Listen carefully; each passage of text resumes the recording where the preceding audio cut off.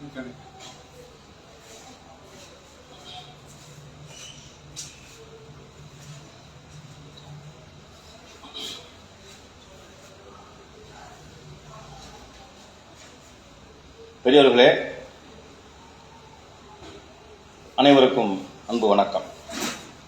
நம் பாரதி சங்கம் நடத்தி வரும் தமிழ் மூதறிஞர் வாழும் வாக்கும் தொடர் சொற்பொழிவு நிகழ்ச்சியில் இது 460வது சொற்பொழிவு.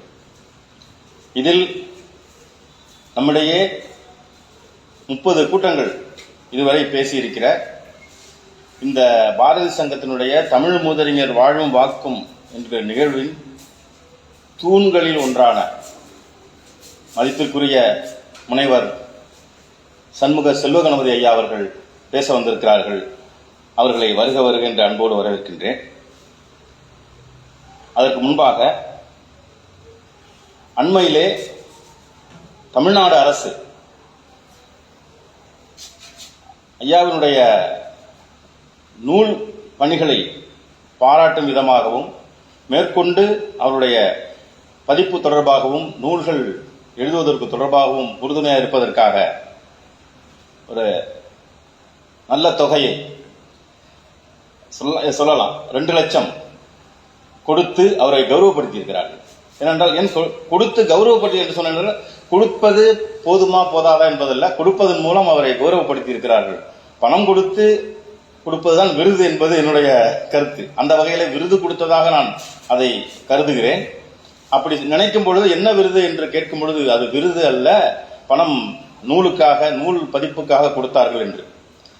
அதை கௌரவப்படுத்தும் விதமாக தமிழ் இலக்கிய முற்றம், தமிழ் அரசு இலக்கிய முற்றம் அவரை பாராட்டும் விதமாக இசைத்தமிழ் செம்மல் என்ற விருதினை, இசைத்தமிழ் வித்தகர் என்ற விருதினை வழங்கியிருக்கிறார்கள். அதை பாராட்டும் விதமாக இந்த பாரதி சங்கம் பெருமையோடு அவரை கௌரவப்படுத்த நினைக்கிறது. இந்த பொன்னாடையை பல்வேறு தளங்களில் பதிவுதான் இன்று முக்கியம். பதிவுகளை உலகமெங்கும் நமக்கு கொடுத்து வருகிற மதிப்பிற்குரிய கருந்தை ஜெயக்குமார் அவர்களுடைய கரங்களால் பாராட்ட செய்யுமாறு அன்போடு அழைக்கின்றேன்.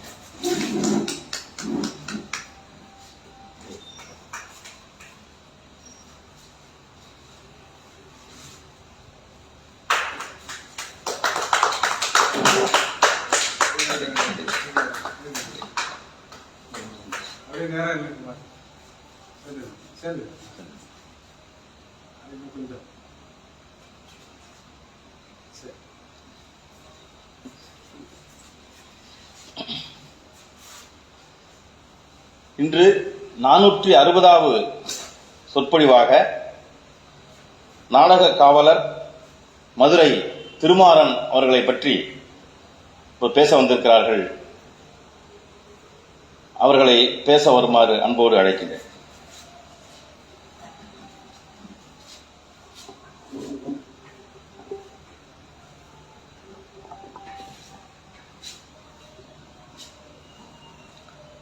அன்புக்குரிய நண்பர்களே,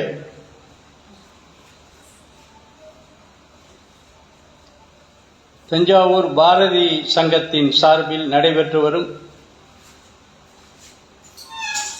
தமிழ் மூதறிஞர் வாழ்வும் வாக்கும் என்ற தொடரில் 460வது தொடரில் நாடக ஆசிரியர், திரைப்பட மக்கள் இயக்குனர் மதுரை திருமாறன் அவர்களுடைய நாடகப் பணியில், அதுவும் குறிப்பாக அவர் எழுதிய சரித்திர நாடகங்கள் ஒரு 5 பற்றி இன்றைய பொழிவிலே ஒரு அறிமுகம் செய்து வைக்க. வருகிற 27ஆம் நாள் உலக நாடக நாள். அந்த நாடக நாளை உலகெங்கிலும் இருக்கக்கூடிய நாடக அமைப்புகளும் நாடக கலைஞர்களும் கொண்டாடி வருகின்றனர். கொண்டாடப் போகின்றனர். அந்த வகையில் 460வது சொற்பொழிவை நானே கேட்டு வாங்கிக் கொண்டேன். நீண்ட நாள் ஆயிடுச்சே என்று கேட்டு வாங்கிக் கொண்டேன். அண்மையிலே நான் சென்னைக்கு சென்ற பொழுது மதுரை திருமாறன் அவர்களுடைய மகன், சென்னையிலே வாழ்ந்து வரக்கூடியவர், யோகாராம் பதிப்பகம் என்ற பதிப்பகத்தின் வாயிலாக பல நூல்களை பதிப்பித்து வருபவர், அரசு போக்குவரத்து துறையில் பணியாற்றி ஓய்வு பெற்றவர். அவரை சந்திக்கக்கூடிய ஒரு வாய்ப்பு எனக்கு கிடைத்தது. கிடைத்த பொழுது அவருடைய தந்தையார் தான் மதுரை திருமாறன் என்பதை நான் அறிவேன், ஓரளவுக்கு அறிவேன். ஆனால் வரலாறுகள் பற்றி, அவருடைய வாழ்க்கை வரலாறுகள் பற்றிய தரவுகள் எல்லாம் அவ்வளவு எனக்கு தெரியாது.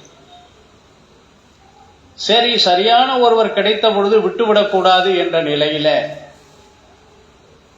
அன்னைக்குத்தான் சென்னையிலே மாண்பமை முதலமைச்சருடைய திருக்கரங்களால் இசைத்தமிழ் பண்கள் என்ற நூல் வெளியிடுவதற்காக ஒரு 2 லட்சம் ரூபாய் தொகையானது பெற்றுவிட்டு இரவு உழவனில் நான் திரும்புவதற்குள்ள இடைப்பட்ட நேரத்தில் கொஞ்சம் வேற சில பணிகளை பார்த்துவிட்டு அவரை பார்க்க சென்றேன். அவர் மனமும் வந்து அவருடைய தந்தையாரை பற்றியும், அவருடைய நாடக பணி பற்றியும், அவருடைய பதிப்பு பணி பற்றியும், அவர் வாழ்க்கை வாழ்ந்த வரலாறுகளை பற்றியும் எல்லாம் கூறினார். நான் அப்படியே எலிக்காது மாதிரி அவற்றை எல்லாம் கேட்டுக்கொண்டே ஒரு சின்ன பேப்பர்ல அப்படியே குறிச்சுக்கிட்டேன். என்ன இப்படி குறிச்சுக்கிட்டீங்கன்னா எப்படி தெரிஞ்சுக்குவீங்கன்னு, கொடுத்துருங்க பிறகு பேசிக்கோன்னு. அவர் சொன்ன செய்திகளை எல்லாம் கேட்டுக்கொண்டு மறுநாள் வீட்டுக்கு வந்தோடனே வேலையா அந்த கேட்ட செய்திகளை வைத்து திரட்டி ஒரு கட்டுரையை உருவாக்கினேன். அவற்றையெல்லாம் உருவாக்கிய பிறகுதான் இந்த தலைப்பை தமிழ் மூதறிஞர் வாழ்வும் வாக்குல 460வது தொடரில் கொடுக்க முனைந்தேன். மதுரை திருமாறன் அவரை பற்றிய கட்டுரையை எழுதி 27ஆம் தேதி தமிழ் பல்கலைக்கழகத்தின் வாயிலாக நடைபெறக்கூடிய உலக நாடக விழாவிலே வெளிவர இருக்கின்ற அந்த நாடகம் பற்றிய ஆய்வு களஞ்சியத்தில் இந்த கட்டுரையும் உள்ளே செல்கிறது. ஒரு வகையில் பேச்சிய பேச்சு காத்தோடு சென்றுவிடக்கூடாது என்ற ஒரு திட்டமிட்டு எனக்கு நானே ஒரு சட்டகத்தை அமைத்துக் கொண்டு பேச வேண்டும் என்ற முறையில் கட்டுரைகளை எழுதிவிட்டு வந்து படிப்பது என்ற முறையை தான் தொடர்ந்து முடிந்த அளவுக்கு செய்து வருகிறேன். அந்த வகையில் தான் இந்த கட்டுரையானது உருவாக்கப்பட்டது. இதில் ஒரு பெரிய சிறப்பு என்ன என்றால், தமிழ் நாடக காவலர் என்று போற்றப்பட்ட இசைப்பேரறிஞர் ஆர்.எஸ். மனோகர் அவர் இசைத்தமிழ் வல்லவர், நாடகத்தமிழ் வல்லவர். அவர் படித்ததோ BA சமஸ்கிருதம், பச்சையப்பன் கல்லூரியில் பயின்றவர், அஞ்சல் துறையில் பணியாற்றியவர், நாடகத்துறைக்கு படிக்கக்கூடிய காலத்திலிருந்து ஈடுபட்டவர், கவி காளிதாசருடைய நாடகங்களை எல்லாம் நடித்தவர். அந்த வகையில் அவருடைய இயற்பெயர் லட்சுமி நரசிம்மன், பிறந்த ஊர் ராசிபுரம், தந்தையார் பெயர் சுப்பிரமணிய ஐயர், தாயார் பெயர் ராஜலட்சுமி அம்மாள். பிறந்த ஆண்டு நாள் மாதம் 29/6 அவர் பிறந்தது. அவருடைய இயற்பெயர் RS லட்சுமி நரசிம்மன். மனோகரா என்ற நாடகத்தை நடித்ததன் காரணமாக லட்சுமி நரசிம்மன் மனோகர், RS மனோகர் என்று நாடக உலகிலும் தமிழ் உலகிலும் இன்று திரைப்பட உலகிலும் வாழ்ந்து வருகிறார். அவர் மறைவுற்றது 2006, 81 வயதில் மறைவுற்றார். ஏராளமான நாடகங்களை இந்த நாடக உலகிற்கு தந்தவர். இன்னும் குறிப்பாக சொல்ல போனால் தமிழ் நாடக வரலாறு ஒரு நீண்ட வரலாறு. கூசாக்கி என்று சொல்லக்கூடிய கூசா கிருஷ்ணமூர்த்தி தமிழ் நாடக வரலாறு என்று ஒரு அருமையான நூல் போட்டிருக்கிறார். சென்னை பல்கலைக்கழகத்தில் பேசிய 3 நாள் பேச்சினுடைய தொகுப்பு அது. அந்த தொகுப்பிலும் அவர் நிறைய RS மனோகர் பற்றியும் குறிப்பிடுவார். அதிலே சொல்லும் பொழுது ஒரு அழகான தொடர் அவர் குறிப்பிடுவார். RS மனோகர் அவர் ஒரு பயில்முறை கலைஞரும் மட்டுமல்ல, அவர் தொழில்முறை கலைஞரும் மட்டுமல்ல, பயில்முறையும் தொழில்முறையும் கலந்த ஒரு நாடக கலைஞர் என்று சொல்வார். இந்த RS மனோகர் நடித்த சரித்திர நாடகங்கள் ஏராளம். அதில் அவர் நடித்த இலங்கேஸ்வரன் ஒரு 1800 மேடைகளில் நடிக்கப்பட்ட நாடகம். அதற்கு பிறகு அவர் நடித்த சாணக்கிய சபதம் மதுரை திருமாறன் எழுதியது. அதுபோல காடக முத்தரையன் மதுரை திருமாறன் எழுதியது. வேங்கை மார்பன் மதுரை திருமாறன் எழுதியது. மாளிகாப்பூர் மதுரை திருமாறன் எழுதியது. ஒரு 5 சரித்திர நாடகங்களை அவர் நடித்திருக்கிறார். இந்த பொழிவை அவருடைய அவருடைய மரபில் வரக்கூடிய அண்ணன் மகன் தம்பி மகன் RS சீனிவாசன், அவருடைய மகன் சிவபிரசாத் என்பவரும், அவருடைய மகள் சுருதி என்பவரும் RS மனோகர் அவர்களுக்கு பிறகு அந்த நாடக மரபை நாடக உலகின் நாடக காவலர் RS மனோகர் அவர்களுடைய பேத்தி என்ற உறவு முறையோடு இன்றும் நடத்தி வருகின்றனர். சென்னையிலும் இந்தியாவுடைய பல்வேறு முக்கிய நகரங்களிலும் உலகங்களும் பயணித்து வருகின்றனர். நவாப் ராஜமாணிக்கம் பிள்ளைக்கு பிறகு ஒரு பெரிய ஸ்கிரீன் செட்டோட நாடக உலகை வலம் வந்தவர் RS மனோகர். பிறகு திரைப்படத்துறைக்கும் சென்றார். ஏராளமான திரைப்படங்களில் நடித்தார். அதிலே ஒரு சிறப்பு என்னவென்றால், திரைப்படங்களில் நடித்து பொருளை ஈட்டி நாடகத்துறையை நடத்தி அதில் செலவழித்தார். நாடகத்திற்காக திரைப்படத்தை கூட வாய்ப்பை கூட வேண்டாம் என்று நடுவ விட்டார். அதிலே ஒன்று தனிப்பிறவி என்ற ஒரு திரைப்படம். அது மும்பையிலே ஷூட்டிங் ஆக வேண்டும், ஆனால் சென்னையிலே நாடகம் நடத்த வேண்டும். அதனால் அது வேண்டாம் என்று நிறுத்திவிட்டார். இவருடைய நாடக கட்டுக்கோப்பு, நாடக ரிஹர்சல், ஒத்திகை மிக சிறப்பாக அமையும். 30 நாட்கள் தவறாமல் ஒவ்வொரு நாடகத்திற்கும் ஒத்திகை பார்ப்பார். குறித்த நேரத்தில் குறித்த காலத்திற்குள் நாடகத்தை நடத்தி முடிப்பார். அந்த கம்பீரமான அந்த நாடகத்திற்கு நாடகங்கள் எழுதி கொடுத்த ஆசிரியர்களுள் ஒருவர் மதுரை திருமாறன். மதுரை திருமாறன். இந்த மதுரை திருமாறன் பிறந்தது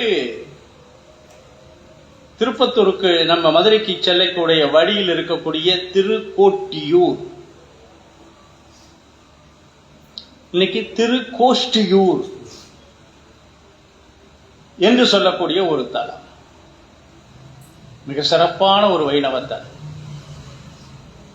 கலைஞர் இந்த தலத்தை மையமிட்டு அங்கே உதயமான ராமானுஜரை பற்றி ஒரு தொடர் நாடகத்தை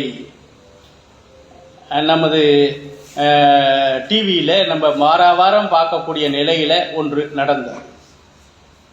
திருக்கோஷ்டியூர் நம்பி என்ற ஒருவர் இருந்தார். அவரிடம் மந்திரோபதேசம் செய்வதற்காக திருவரங்கத்திலிருந்து வந்து வந்து வந்து மாளிகாப்பூர் படையெடுத்தது போல இவரும் படையெடுத்து சென்று சென்று சென்று கடைசியில 17வது முறை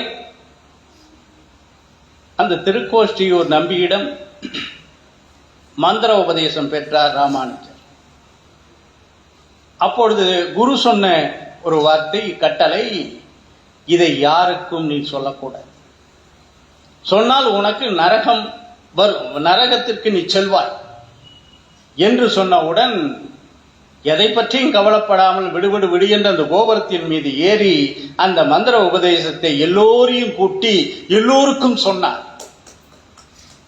அப்பொழுது குரு சொன்னார், நான் சொன்னதை நீ கேட்கவில்லை, நீ நரகத்துக்குத்தான் செல்வாய் என்று சொன்னவுடன் அவர் சொன்னாராம், நான் ஒருவன் நரகத்திற்கு சென்றால் பரவாயில்லை, இத்தனை பேர் சொர்க்கத்துக்கு செல்வதற்கு நீங்கள் வழிவிட்டிருக்கிறீர்கள் என்று சொல்லக்கூடிய அந்த ராமானுஜர். அந்த ஊரில் திருக்கோஷ்டியூரில் கோஷ்டியாக வந்து இறைவனை வழிபட்ட காரணத்தினால் அது திருக்கோஷ்டியூர், இன்று திருக்கோட்டி. அந்த ஊரில் பிறந்தவர். இவருடைய தந்தையார் பெயர் சுந்தரவேல் பிள்ளை, தாயார் பெயர் செல்லம்மாள். இவர்களுக்கு 5 பிள்ளைகள், 7 பிள்ளைகள், 5 ஆண் பிள்ளை, 2 பெண் பிள்ளை. அந்த 5 ஆண்களில் ஒருவர் மருதமுத்து தங்கையன் என்று சொல்லக்கூடிய மதுரை திருமாறன்.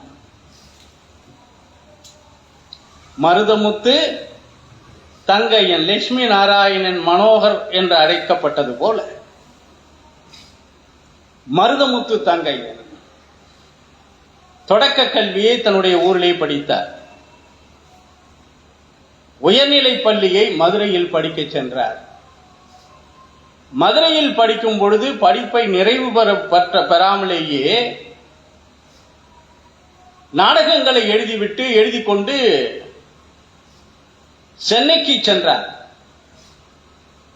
சென்னைக்கு சென்ற பொழுது அங்கே இவருடைய உறவினர் விவேகானந்தன் என்று ஒருவர் இருந்தார். அவர் முரசொலி இதழினுடைய ஆசிரியர் குழுவை சார்ந்தவர். அவருடைய உதவியால் சென்னைக்கு சென்றார். சென்னைக்கு சென்று விவேகானந்தன் அவருடைய உதவியோடு பல்வேறு இடங்களில் அலைந்து நாடகத்தை கையில் வைத்துக்கொண்டு வாய்ப்பை தேடி ஏறி இறங்கினார். இவர் எழுதிய ராஜகுரு என்ற ஒரு நாடகம். அந்த நாடகத்தை சென்னை மாநில கல்லூரியினுடைய விழாவிலே அந்த மாணவர்கள் நடிப்பதற்கு ஒரு நாடகம் கேட்க இந்த ராஜகுரு என்ற நாடகத்தை கொடுத்தார். அந்த ராஜகுரு நாடகத்தை லட்சுமி நரசிம்மன் என்று சொல்லக்கூடிய மனோகர் வந்து பார்த்தார். பார்த்துவிட்டு இந்த நாடக ஆசிரியர் யார் என்று கேட்டார்.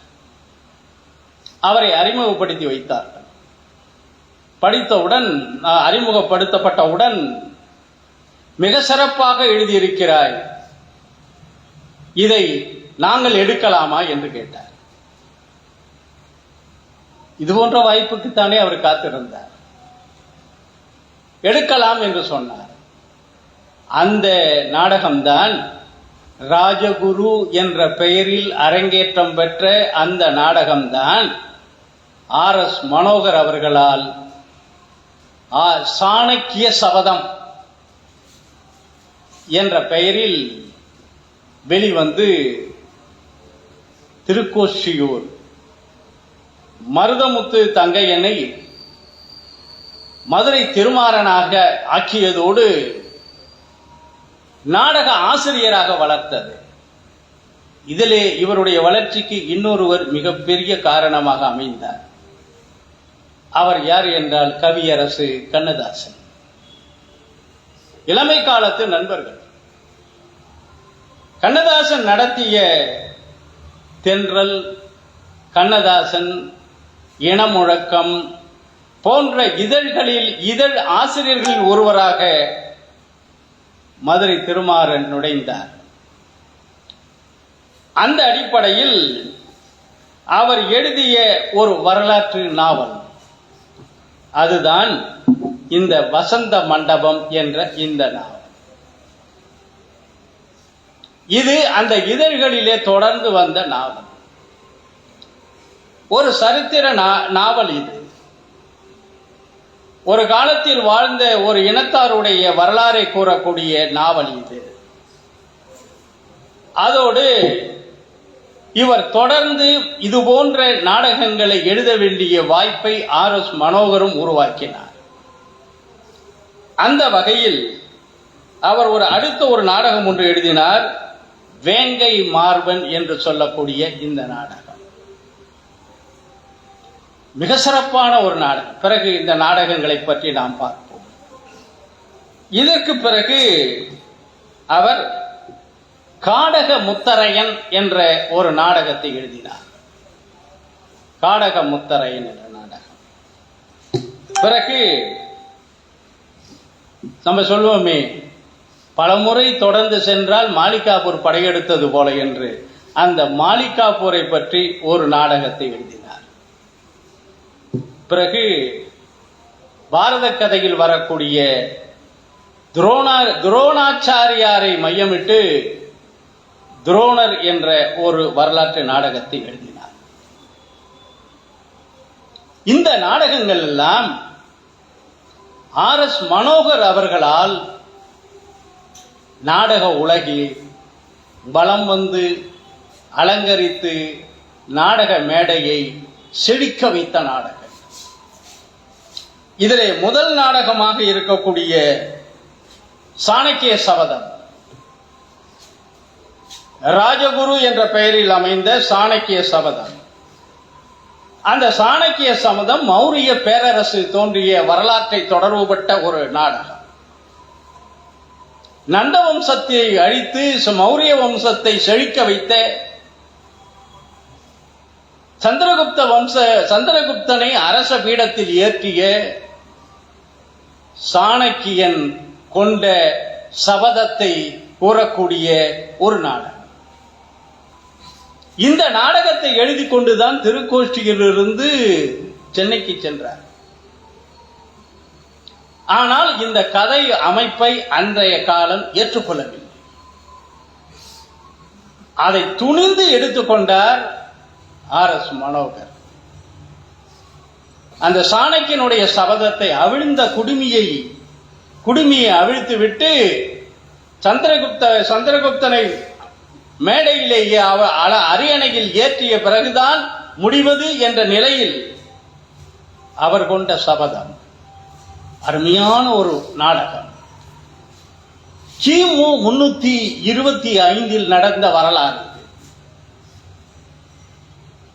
அந்த வரலாற்றை கிபி 20ஆம் நூற்றாண்டில் கண்முன்னே கொண்டு காட்டக்கூடிய அளவுக்கு வரலாறுகளை திரட்டி ஆங்காங்கே நாடக போக்கிற்கு ஏற்ப கற்பனையை கலந்து அழகாக அமைத்து அந்த சாணக்கியனாக RS மனோகர். அவருடைய இலங்கேஸ்வரன் நாடகத்தை தஞ்சாவூர்லேயே நம்ம பலமுறை பார்க்கிறோம். தஞ்சாவூர் ராமாயணம் ராமகாதை பேசிக் கொண்டிருந்த காலத்தில் எதிர்நிலை நாயகனாக இருக்கக்கூடிய ராவணனை மையமிட்டு ஒரு நாடகத்தை நடத்தியவர் RS மனோ. இதை நடத்துறதுக்கு முன்னாடி ரொம்ப அச்சப்பட்டார். அச்சப்பட்டு அன்று இருந்த காஞ்சி பெரியவரை நாடி இது நடத்தலாமா என்று கேட்டார். நடத்து என்று அவர் ஆசீர்வதித்தார். இலங்கைக்கு சென்று 25 நாட்கள் தொடர்ந்து அங்கே நடத்தினார். இந்த எதிர்முக பாத்திரங்களை எல்லாம் எடுத்து அதை கதாநாயகர்களாக மாற்றக்கூடிய ஒரு யுத்தி இந்த தமிழ் மண்ணுக்கு நீண்ட நெடிய நாட்களாக சொந்தம். கம்பனின் ராமகாதை படித்த ராமாயணம் ராமகாதை ராம நாடகத்தை படித்த காலத்தில் ராவண காவியமும் இந்த மண்ணில் தான் புலவர் குடந்தை அவர்களால் தோற்றுவிக்கப்பட்டது. ராவணனை மாபெரும் வீரனாக படைத்து காட்டியவன் கம்பன். தமிழ்நாட்டில் ராவண லீலா கிடையாது. ராவணனை தீயிட்டு கொளுத்தும் வழக்கம் இங்கு கிடையாது. ராமனுக்கு நிகரான ஒரு மாபெரும் எதிர்நாயகனாக படைத்து காட்டியவன் கம்பன். அதை நாம் மறந்துவிடக்கூடாது. ராமனுக்கு எவ்வளவு முக்கியத்துவம் கொடுத்தானோ அந்த அளவுக்கு ராவணனுக்கும் கொடுத்தான். அப்படி கொடுத்தால்தான் கதாநாயகனுடைய சிறப்பு மேன்மை பெறும். ஒரு சோனியை போய் ஒருத்தன் பெரிய பலவான் அடிச்சான்னு சொன்னா சரியா வர. மும்மடங்கள் வெகுண்டனைய என்று சொல்லக்கூடிய அந்த பாடல்களை எல்லாம் புனைந்து எழுதி கள்ளவீழ் மலர்க்கூந்தல் சாணகியை மனச்சிறையில் கவர்ந்த காதல் உள்ளிருக்கும் இடம் தேடி தடவியதோ ஒருவன் வாலி என்று அந்த ராவணனை காட்டி ராவணேஸ்வரனாக அவனை படைத்து இலங்கேஸ்வரனாக அவனை காட்டி தமிழ் நாடக உலகில் ஒரு சரித்திர நாடகத்தை ஒரு இதிகாச நாடகத்தை ஒரு சரித்திர புருஷனை வாழ வைத்த ஒரு நாடகம் அந்த நாடகம். அதுபோல்தான் சாணக்கிய சபதம். மௌரிய பேரரசனுடைய காலத்தை வரலாற்றை மையமிட்டு எழுதப்பட்ட அந்த நாடகம். அடுத்து அவர் எழுதிய ஒன்று வேங்கை மார்பன் என்ற ஒரு நாடகம். அன்புள்ள பெரியோர்களே, இது சங்க காலத்து வரலாற்று நாடகம். சங்க காலத்து வரலாற்று நாடகம். சங்க புலவர்களுள் ஒருவரான ஔவையார், பெண்பார் புலவர், பான் மகள் என்று பாராட்டப்பட்ட ஔவையார், அவருடைய வாக்கால் கூறப்பட்ட ஒரு உவமை வாயிலாக தமிழ்நாட்டு சரித்திரம் முரசு முழங்குதானை மூவரும் கூடி அரசவை வீற்றிருந்த தோற்றம் போல, இந்த சேர சோழ பாண்டியர் மூவரையும் ஒரே மேடையில் கண்டால் எப்படி இருக்கும்? முரசு முழங்குதானை மூவரும் கூடி அரசவை வீற்றிருந்த தோற்றம் போல என்று உவமை வாயிலாக கூறிய அந்த சரித்திரம், அது நடந்த சரித்திரம். பாண்டியன் காணப்பேரையில் கடந்த உக்கிர பெருவெடுதியினுடைய வரலாற்றை மையமிட்ட நாடகம் இந்த காடக முத்தரை. வேங்கை மார்பன். காணப்பேரையில், அதுக்கு இன்னைக்கு அந்த ஊருக்கு இன்னைக்கு பேர் என்ன தெரியுமா? காளையார் கோயில். ஒரு செய்தி, காளையார் கோயில் என்ற இந்த ஊர் பெயர் வழக்காறு அமைந்த பாடல் நம்பியாரூரர் பாடிய 7ஆம் திருமுறையில் அந்த ஊரை சுந்தரர் பெருமான் காளையார் கோயில் என்று சுட்டுகிறார். இன்றும் நாம் காணப்பேரையில் மாற்றி காளையார் கோயில் என்று அழைக்கிறோம். அந்த காளையார் கோயில் பற்றிய ஒரு வரலாறு. உக்கிர பெருவழுதி பாண்டிய நாட்டினுடைய மன்னன்.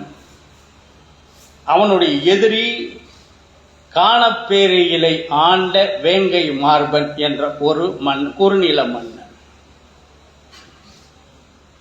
இந்த வேங்கை மார்பன் உக்கிர பெருவழுதியினுடைய தந்தையாரையும் வென்றவன். ஒரு குறுநில மன்னனாக இருந்தாலும் கூட ஒரு பாண்டிய அரசனை வென்ற சிறப்போடு வாழ்ந்தவன். தன் தந்தை தோல்வியுற்றதையும் பாண்டிய நாடு தோல்வியுற்றதையும் நினைத்து மீண்டும் அதனை கைப்படுத்த வேண்டும் என்று நினைத்த முயற்சியினுடைய விளைவு அன்றைய சரித்திரம். புறநானூற்றில் ஔவையாரும் ஐயூர் மூலங்கிழாரும் இந்த உக்கிர பெருவழுதியை பாடியிருக்கிறார். இந்த உக்கிர பெருவழுதியினுடைய சரித்திரத்தில் இருக்கக்கூடிய பலவற்றில் ஒன்று, நம்ம 8 தொகை நூல்களில் ஒன்றான அகநானூறு பாடல்களை தொகுத்து அளித்தவன் உக்கிர பெருவழுதி. அந்த வரலாறு இந்த நாடகத்திற்குள் வருகிறது. இந்த உக்கிர பெருவழுதியினுடைய தந்தை தோல்வியுற்ற வரலாறு இந்த நாடகத்தில் வருகிறது. இந்த உக்கிர பெருவழுதியோடு துணை நின்ற ஆமூர் மல்லல், அவனும் புறநானூற்றில் பாடப்பட்ட ஒரு ஒரு ஒரு ஒரு ஒரு அரசன், குறுநில மன்னன். அவனை பற்றிய வரலாறும் இந்த நாடகத்தில் வருகிறது. இந்த காணப்பெருயில் என்ற அந்த கோட்டையை தகர்க்க முடியாத அளவுக்கு இருந்த அந்த சூழ்ச்சி திறனை உக்கிர பெருவழுதி என்ற இந்த மன்னன் தானே மாறு வேடத்திற்குள் அந்த நாட்டுக்குள் நுழைந்து அந்த ரகசியங்களை எல்லாம் அறிந்து அவனுக்கு பக்கபலமாக யார் யார் இருந்தார்களோ அவர்களை எல்லாம் தந்திரமாக ஒடுக்கி இந்த வேங்கை மார்பனை வீழ்த்தி காணப்பேரையில் கடந்த உக்கிர பெருவழுதி என்ற பெயர் பெற்ற அந்த சங்ககால வரலாறு. அந்த வரலாற்றிலே ஔவையார் சேர மன்னனையும் சோழ மன்னனையும் அந்த அவையிலே கூட்டி இந்த 3 பேரும் நின்று நிலைக்க வேண்டும் என்பதை காட்டி மிகப்பெரிய மிகப்பெரிய சூழ்ச்சிகளை எல்லாம் செய்து தந்திரத்தை தந்திரத்தால் தான் வெல்ல முடியும். வெற்றியினால் வீழ்த்த முடியாவிட்டால் வெற்றிக்கு சாதனமாக இருக்கக்கூடிய அந்த கோட்டையை தகர்க்க வேண்டும். அவனுக்கு துணை இருக்கக்கூடியவர்களை முதலில் அதிலிருந்து வெட்ட வேண்டும். அந்த மன்னனுடைய பலவீனம் எது என்று தெரிந்து அதன் மூலமாக அவர் ஒற்றர்கள் மூலமாக இவனே தானே ஒற்றனாக சென்று அறிய வேண்டும். இருந்தாலும் துணைக்கு ஒருத்தி வருகிறார். அவளை துணைக்கு வைத்துக் கொண்டு ஒற்று பார்ப்பதற்காக அமைத்துவிட்டு தான் யார் என்பதை காணப்பேரியலில் வாழ்ந்த காலம் வரை யாருக்கும் தெரியாதவாறு காத்து பகையரசர்களுடைய ஓலைகளை எல்லாம் இடைவெளியிலேயே பறித்து அவற்றையெல்லாம் முடக்கிவிட்டு வேங்கை மார்பன் செய்த அட்டூழியங்களை எல்லாம் மக்களிடம் கொண்டு செலுத்தி சங்க காலத்தில் முடியாட்சி திகழ்ந்த காலத்தில் முடியாட்சி உச்ச நிலையில் இருந்த காலத்தில் குடியாட்சி காண வேண்டும் என்ற ஒரு தத்துவத்தோடு எழுதப்பட்டு மக்களாட்சி மலர்ந்த ஒரு நாடகம் மதுரை திருமாறன் எழுதிய இந்த வேங்கை மார்பன் என்ற நாடகம். இந்த நாடகத்தை அவருடைய மகனை வெளியிட்டிருக்கிறார். அதில் வெளியிடும் பொழுது ஒரு பதிப்புரை. ஏன் இதை நான் சொல்றேன்னு கேட்டா, ஒரு நாடக படைப்பாக்கத்தில் நாடக மேடை ஆக்கத்தில் என்னென்ன நுட்பங்கள் எல்லாம் கையாளப்பட வேண்டும் என்பதை உணர்ந்த ஒரு பதிப்பகத்தார் கொடுக்கிறார். நாடக உத்தி திரைப்பட உத்தியை போன்றது அல்ல. பல எல்லைகளுக்கு உட்பட்டது. காட்சி அமைப்பு, கதை அமைப்பு, வசனம், நடிப்பு அனைத்துமே மிகுந்த பிரயாசையுடன் செய்யப்பட்டால் ஒழிய நற்பெயர் கிடைக்காது. காரணம், நாடகம் என்பது தயாரித்து முடிக்கப்பட்டு தொகுத்து வழங்கப்படுவதால் நிகழ்நேரத்தில் கலைஞனும் பார்வையாளனும் உறவாடுகிறார்கள். இந்த பெத்தனங்கலை அரங்கில் எவ்வளவு நாடகம் நடந்தது, இந்த ராமநாதன் ஹாலில் எவ்வளவு நாடகங்கள் நடந்தது. சுவஞ்சனுக்கும் நடிகனுக்கும் இடையில் ஏற்படக்கூடிய ஒரு தொடர்பு. அப்பேற்பட்ட நாடக கலையில் ஜாம்பவான் என்று யாரென்று கேட்டால் யாருமே ஒருவரைத்தான் சாட்டுவார்கள். அது திரு RS மனோகர் அவர்கள். 100, 200 முறை அல்ல, பல ஆயிரம் முறைகள் பல நாடகங்களை அவர் மேடையேற்றிருக்கிறார். ஒரு புள்ளி விவரம், RS மனோகர் மேடை ஏறிய மேடைகள் 8040.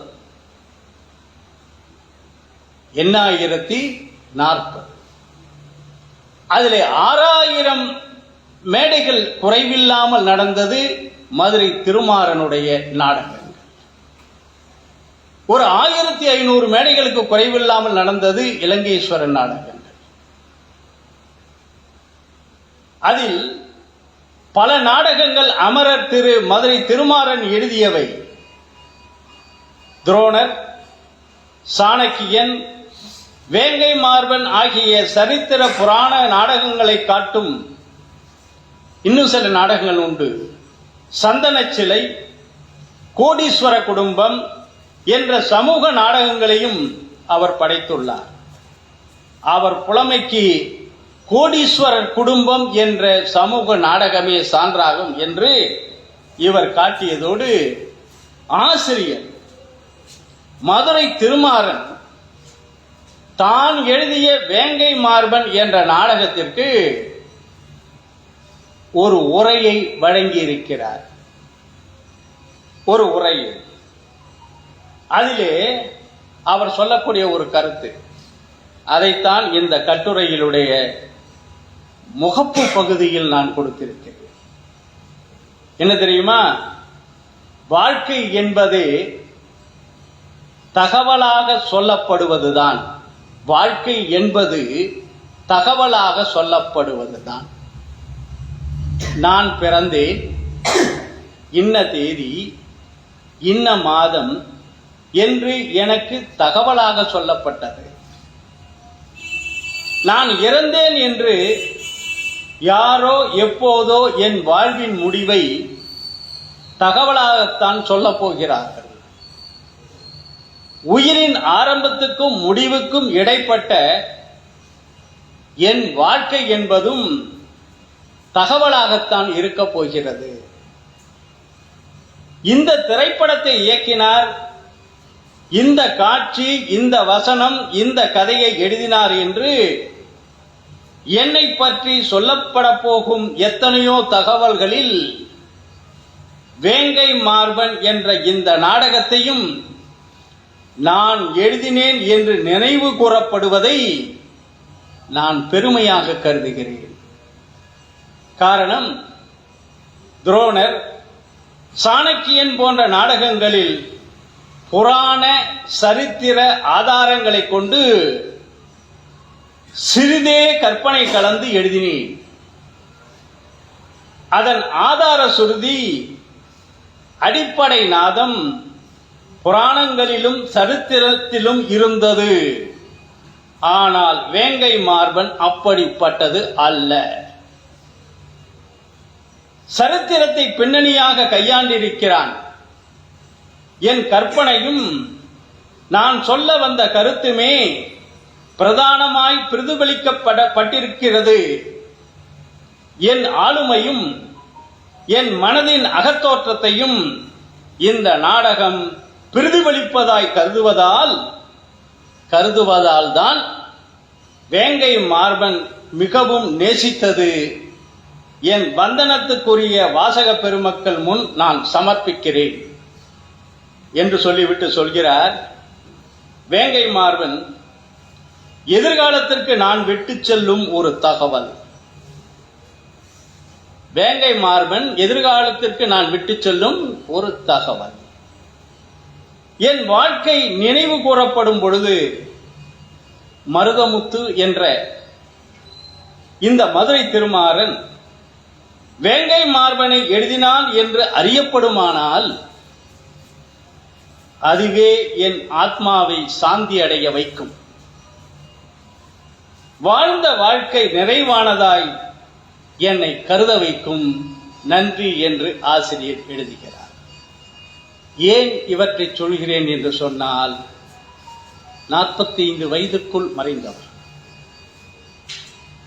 வாழ்ந்த காலத்திற்குள் ஏராளமான நாடகங்களையும் நாவல்களையும் எழுதியவர், திரைக்கதை, வசனம், கதை, இயக்ககம், சொந்த தயாரிப்பு போன்ற ஒரு 40க்கும் மேற்பட்ட திரைப்பட உலகிலே ஒரு முன்னணி இயக்குனராக வாழ்ந்தவர், கதையாசிரியராக திகழ்ந்தவர், ஜெயசங்கர் என்ற நடிகரோடு உலா வந்தவர், KR விஜயா என்ற திரைப்பட நடிகையோடு உலா வந்தவர். அவர் எடுத்த மேயர் மீனாட்சி என்ற ஒரு திரைப்படம் சாதாரணமாக ஒரு மாநகராட்சியில் துப்புரவு பணியாளராக இருக்கக்கூடிய ஒரு பெண் அந்த மாநகராட்சிக்கு மேயராக வந்தால் எப்படி இருக்கும் என்ற கற்பனையில் உதித்த ஒரு திரைப்படம் அது. இதுபோன்ற ஏராளமான திரைப்படங்கள். அந்த வகையில் இவற்றை கொடுத்துவிட்டு இந்த நாடகத்தை பற்றி, வேங்கை மார்பனை பற்றி ஒருவர் அணிந்துரையும் தந்திருக்கிறார். மீதி நாடகங்களுக்கு அதுபோல அமையவில்லை. இதிலே அந்த அணிந்துரையில் இவர் சொல்லியிருக்கக்கூடிய கருத்தையும் நாம் காண்போம். வாழுகின்றவர்களுக்கு வாழ்ந்து காட்டிய மக்களின் வரலாறுகளே பாடமாகும். 2000 ஆண்டுகளுக்கு முன்பு வாழ்ந்த தமிழ் மக்கள் எப்படி வாழ்ந்தார்கள் என்று அறிந்து கொள்வதற்கு இலக்கியங்களும் செப்பேடுகளும் புதை பொருள்களும் நமக்கு துணை புரிகின்றன. இவற்றை கொண்டு TV சதாசிவ பண்டாரத்தார், டாக்டர் ராஜமாணிக்கனார், ஔவை துரைசாமி பிள்ளை போன்றோர் மன்னர்களின் வரலாறுகளை தீட்டியுள்ளனர். அவற்றை கொண்டு வரலாற்று கதைகளும் நாடகங்களும் தமிழில் மலர்ந்து கொண்டே இருக்கின்றன. சரித்திர நவீனங்களை படிப்பவர்களை விட அரங்கேறும் நாடகங்களை விரும்பி பார்ப்பவர்கள் தொகை அதிகம். அதுவும் நாடக காவலர் RS மனோகர் அவர்களின் நாடகங்கள் என்றால் காட்சி அலங்காரங்களும் வசன வீறுகளும் மிக மிக சிறப்பாக இருக்கும். மதுரை திருமாறன் அவர்களின் கதை வசனம் புது புது அனுபவங்களை காட்சிக்கு காட்சி தீட்டிச் செல்லும். இவை போல பலவற்றை கொடுத்து இந்த நாடகத்தினுடைய கருப்பொருள் எது? நான் முன்பு சொன்னேன், முடியாட்சியிலிருந்து குடியாட்சியை மலர்வித்த நாடகம் ஒன்று. மற்றொரு கருத்து, இந்த நாடகத்தில் வரும் உக்கிர பெருவழுதி தன் எதிரியான வேங்கை மார்பனை கொல்ல வாய்ப்பு கிட்டிய போதும் கூட கொல்லவில்லை. கையில் ஆயுதமின்றி இருக்கும் அவனிடம் போரிடுவது கூட தனக்கு இழுக்கு என்று எண்ணும் உயர்ந்த பண்பை இந்நாடகத்தில் நாம் காண்கிறோம். எதிரியின் தீய குணங்களை மாற்றுவதுதான் உயர்ந்த பண்பாடு.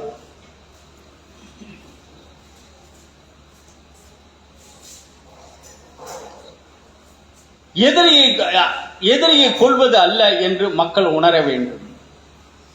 இதை போல எழுதிவிட்டு பண்பட்ட எழுத்தாளர் திரு மதுரை திருமாறனின் அருமையான வசனங்களால் மனங்கமழும் இந்த நாடகம் பார்த்தவர்களை பரவசமூட்டி இருந்தாலும் இது அழியாமல் பாதுகாக்கப்பட்டு பலரும் கற்று தெளிய வேண்டும் என்ற நல்ல எண்ணத்தில் இப்பதிப்பகத்தார் இந்த நாவலை அப்படியே தந்திருக்கிறார்.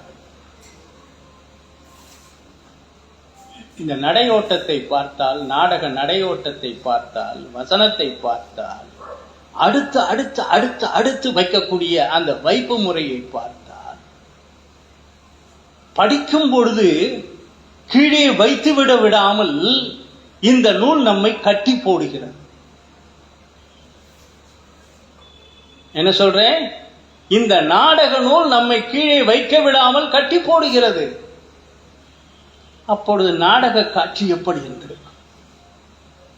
RS மனோகருடைய அந்த நடிப்பு ஆற்றலில், அந்த மேடைகளில், அந்த காட்சி அமைப்புகளில், அந்த கம்பீரத்தில், மிடுக்கு எப்படி இருந்தது?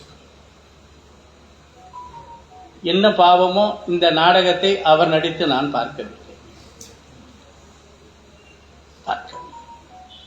தொடக்கம் எப்படி வருது பாருங்க. அதிகாலை அருணோதயம். மதுரை மன்னன் உக்கரப்பெருவழுதியின் பள்ளி அறை. தூபங்களில் அகிர்புகை குகிர்புகை சூழ்கிறது. மங்கிய ஒளியில் மன்னன் மஞ்சத்தில் சயனித்திருப்பது நிழல் போல் தெரிகிறது. ஒரு பாடின பாடல் பூபால ராகத்தில் மருதப்பண்ணில் திருப்புலி எழுச்சியாக பாடப்படுகிறது. அப்பாடல் கேட்டு மதுரை மன்னன் துயில் கலைந்து எழுகிறார். எழுந்தவுடன் பாணர்கள் இத்தரணி மன்னர் தென்னவர்கோன் திருபுவன சக்கரவர்த்தி பாண்டியன் உக்கிரப்பெருவழுதி வாழ்க வாழ்க என்று பாடுகிறார். இப்படியெல்லாம் பலவற்றை சொல்லிவிட்டு அந்த வேங்கை மார்பன் அவன் தந்தையை வீழ்த்திய வரலாறும், அதிலிருந்து பாண்டிய வம்சம் மீண்டும் வேங்கை மார்பனை வீழ்த்திய வரலாறும், அதற்கு மன்னனே மாறு வேடத்தில் ஒற்றனாக காணப்பேரையில் சென்ற வரலாறும், அங்கே தங்கிய வரலாறும், அந்த அவனுடைய படைபலத்தை ஒடுக்கிய வரலாறும், அவனுடைய எதிரிகளை எல்லாம் ஒன்று திரட்டிய வரலாறும், அந்த காணப்பெயர் பேரையில் கோட்டையினுடைய ரகசியம் எது என்பது அறிந்த வரலாறும், அவருக்கு துணை நின்ற தளபதிகளும் ஒற்றர்களும் மக்களும் மக்களை எல்லாம் மன்னனுக்கு எதிரியாக திரட்டிய வரலாறும், இவற்றை கூறி கடைசியிலே இந்த நாட்டில் இன்றிலிருந்து குடியாட்சி மலரும். ரொம்ப துணிச்சல் வேண்டும். ஏன்? ஒரு 2000 ஆண்டு முற்பட்ட புறநானூற்று காலத்தில் பாடப்பட்ட ஒரு பாட்டுடை தலைவன் உக்கிரப்பெருவழுதி. அதில் சேரனையும் சோழனையும் என்று பார்ப்போமோ என்று ஔவையார் பாடினாரே, அந்த பார்ப்போமோ என்ற அந்த ஏக்கத்தை கலைந்து மூவரையும் ஒரே இடத்தில் வைத்து பார்த்த நாடகம் இது. என்ன? பகைவனுக்கும் அருள்வாய் நன்னெஞ்சே, ஆயுதமின்றி போர் போடக்கூடாது, படை மடம் என்று சொல்லப்பட்ட சங்ககால மரபு. ஒரு சாதாரண பள்ளி ஆசிரியன் இன்னைக்கு இணைய வழி காலமா இருந்தா பலவற்றை நம்ம திரட்டலாம். சதாசிவ பண்டாரத்தார், ராஜமாணிக்கனார், உவி சுவாமிநாதர் தொகுத்து கொடுத்த புறநானூறு, அகநானூறு போன்றவைகளை காட்டி இந்த அகநானூரை அவன் தொகுப்பித்து வெளியிட்ட வரலாற்றை சிறப்போடு பேசக்கூடிய நாடகம். என்ன? தயவு செய்து முடிந்தால் படித்து பாருங்கள். ஒரு செய்தி, இதெல்லாம் பாடம் நடத்துற காலத்துல இது கிடைச்சிருந்ததுன்னா என்ன, இதையே ஒரு மாணவர்களுக்கு ஒரு குறு நாடகமாக தயாரித்து வகுப்பறையிலே நம் மாணவர்களை வைத்து நடிக்க வைத்து அந்த புறநானூற்று பாடல்களை அந்த மாணவர்களுடைய நெஞ்சிலே என்றும் நிலைக்க வைத்திருக்கக்கூடிய வாய்ப்பு கூட உண்டு வந்திருக்கு. இது போன்ற சிந்தனைகளில் ஏராளமான நாடகங்கள் வந்திருக்கின்றன. அந்த வகையில் வேங்கை மார்பனுக்கு அடுத்தபடியாக இந்த காடக முத்தரையன் என்ற வரலாற்று நாடகத்தை எடுத்து, இது பல்லவ வம்சத்தினுடைய பரம்பரையை சொல்லக்கூடிய ஒரு நாடகம். திருமங்கை ஆழ்வாரோடு தொடர்புபடுத்தி எழுதப்பட்ட ஒரு நாடகம். திருமங்கை ஆழ்வாரோடு தொடர்புபடுத்தி எழுதப்பட்ட நாடகம். அன்புள்ள நண்பர்களே,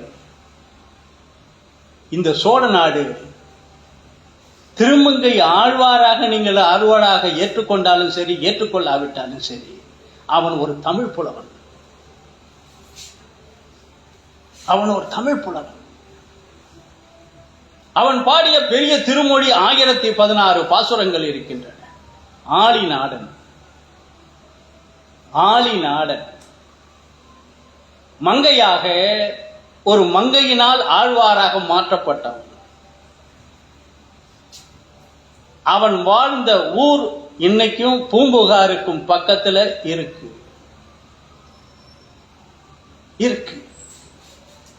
அந்த பூம்புகாருக்கு சுற்றி பக்கத்தில் இருக்கக்கூடிய திருநாங்கூர் என்ற ஒரு திருத்தலம் இருக்கிறது. சோழ நாட்டில் மட்டும் ஆழ்வார் பெருமக்கள் பாடிய 40 திவ்ய தேசங்கள் இருக்கின்றன. ஆழ்வார் பெருமக்களால் பாடப்பட்டால் அந்த தலத்துக்கு பெயர் திவ்ய தேசம் என்று பெயர். எப்படி திருமுறை தலம் என்று சொல்கிறோமோ அதுபோல வைணவத்தில் அது திவ்ய தேசம் என்று அழைக்கப்படும். 12 ஆழ்வார்களால் பாடப்பட்ட அந்த தலங்கள் திவ்ய தேசங்கள் என்று அழைக்கப்படும். அவை 108. அவற்றில் சோழ நாட்டில் 40. அந்த 40இல் 11 திவ்ய தேசம் ஒரே இடத்தில் இருக்கக்கூடிய தலம் திருநாங்கூர். தை அமாவாசைக்கு மறுநாள் அங்கே ஒரு மாபெரும் தமிழ் திருவிழா நடைபெறும். தை அமாவாசைக்கு மறுநாள் அமாவாசை என்ன கிழமை வருதோ அதுக்கு மறுநாள் அந்த திருமங்கை ஆழ்வார் அவர் மறைவுற்ற இடம் திருக்குறுங்குடி என்று சொல்லக்கூடிய பாண்டி நாட்டு தலம். அங்கிருந்து அவர் புறப்பட்டு வருவதாக கணக்கிட்டு இந்த திருநாங்கூரிலே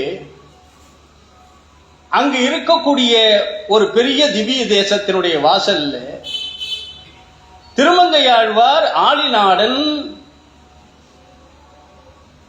மங்கை ஆழ்வார் வருவதாக கணக்கிட்டு அந்த மங்கை ஆழ்வாரும் அவரை ஆழ்வாராகிய குமுதவள்ளி நாச்சியார் என்ற ஒரு அம்மையாரையும் கோயிலுக்குள்ளிருந்து ஒரு 10 மேளங்கள் மல்லாரி வாசிக்க அவர் எழுந்து வர, நம் புலவன் தமிழ் புலவன் எழுந்து வர பந்தலிலே 11 திவ்ய தேச பெருமாள்கள் வரிசையில் நிற்பார். ஏன் தெரியுமா? இந்த புலவன் வாயால் அவர்கள் பாடப்படக்கூடிய அந்த பாசுரங்களை பாடுவதற்காக. ஒரு 10,000 ஜனங்கள் அந்தந்த பாசுரங்களை பாடுவார்கள் ஒரு தமிழ் திருவிழா. இதை பார்த்துவிட்டு நம்ம ஊர் மக்களை ரொம்ப பேரை அடிச்சுட்டு போனாங்க. அதுல ஒரு முறை நான் இதே திருமங்கை ஆழ்வாரை பற்றி நான் பேச அன்று உட்கார்ந்திருந்த கரந்தை தியாகராஜன் என்ற மருத்துவர், ஐயா இது அப்படியே ஒரு நூலாக்கி கொடு, எழுதிடும் ஐயா அப்படின்னு. செஞ்சிருவோம்னு ஒரே ஒரு செய்தின்னார், இதில் நானும் இணைந்து கொள்கிறேன்னார். தாராளமா வாங்க போட்டு திருநாங்கூர் திருத்தலங்கள் என்ற ஒரு நூலை வெளியிட்டு அந்த திருநாங்கூரிலே கொண்டு போய் இந்த ஆழ்வார் யார்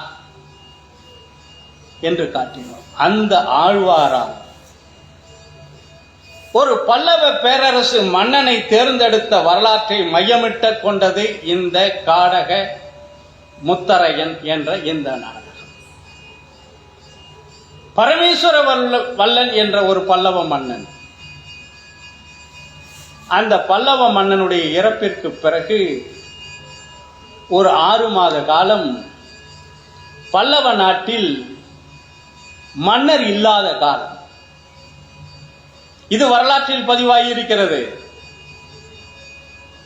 அந்த 6 மாத காலத்தில், மன்னர் இல்லாத காலத்தில் அந்த நாடு எப்படியெல்லாம் சீர்கெட்டு போனது என்பதை கொள்ளக்கூடிய நாடகம். அப்பொழுது வாழ்ந்த ஒரு மூத்தவர், பரமேஸ்வர பல்லவனோடு வாழ்ந்த ஒரு தளபதி காடக முத்தரையர்,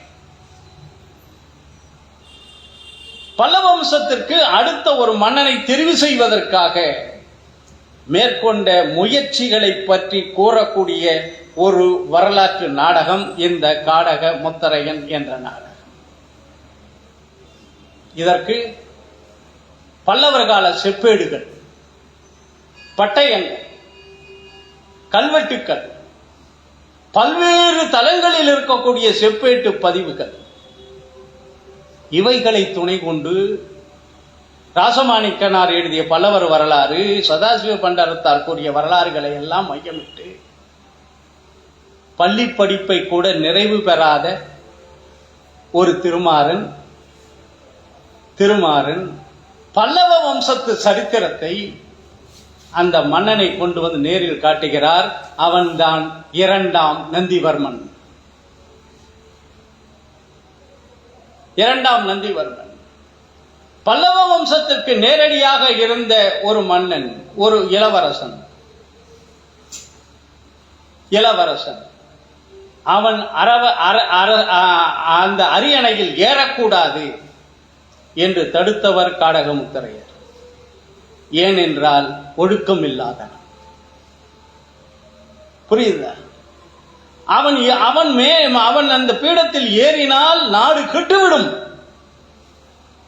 என்ற நிலையில் அதனை தடுத்து அதில் ஏற்பட்ட அத்தனை விரோதங்களையும் தாங்கிக் கொண்டு, படிச்சொற்களையும் தாங்கிக் கொண்டு, இன்னும் சொல்ல போனால் இந்த காடக முத்திரையினுடைய மகனே தந்தைக்கு எதிரியாக மாறினான்.